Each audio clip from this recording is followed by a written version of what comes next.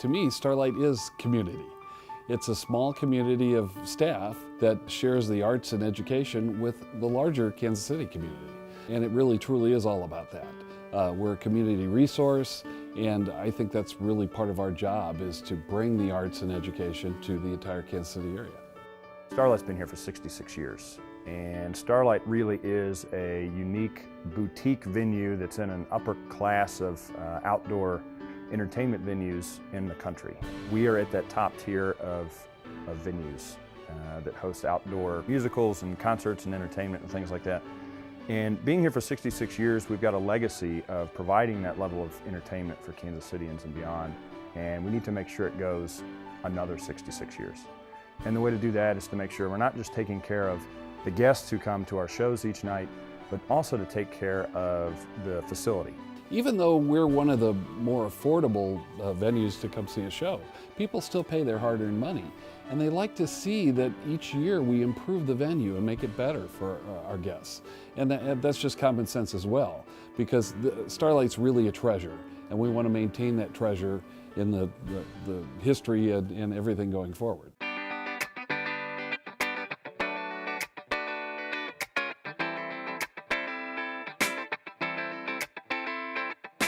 The reason that we hired Baynum is we had several companies interview for the work, and ultimately it comes down to price, but Baynum is kind of world renowned for painting thrilling and difficult steel structures. And a colleague of mine referred me to Baynum, and then I also saw a YouTube video where Baynum was painting one of the tallest roller coasters in North America, in the world, at Cedar Point in Ohio, and I thought it would be interesting to at least give them a call and give them an opportunity to come see what we had to do here at Starlight, and if they'd like to bid on the work. This is actually my first time here. It's a sight. It's nice. I mean, the facilities here are just, outstanding, clean. I mean, I'd like to come back down for a concert when season gets back around. Well, what we do is we get on the ground, start doing any protective coverings over anything we won't paint on.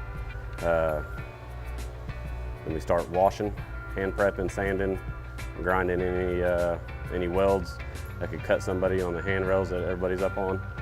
And then we go straight into the primer, which is a two-part epoxy primer. Prime any bare steel, any rust spots or anything like that. And then we'll just go into the finished paint right after that.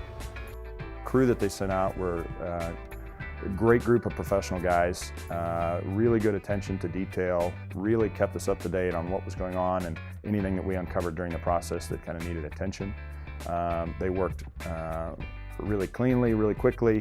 What we're using is it's a Corthane 1HS. It just goes on the steel. It cures real hard.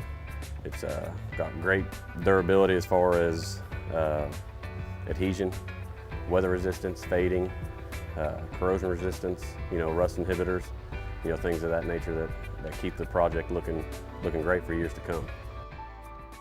The arts are obviously a big deal here in Kansas City, and the arts are a big deal for us here at Starlight Theatre. We believe that access to the arts, exposure to the arts, especially to children and families, really can develop people's lifelong appreciation for the arts. It's about live entertainment.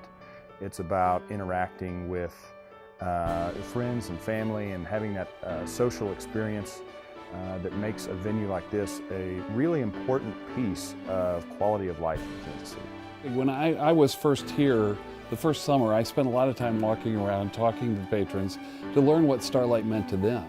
And almost universally what I heard was, they were brought to Starlight as a child, and they've passed that down from generation to generation.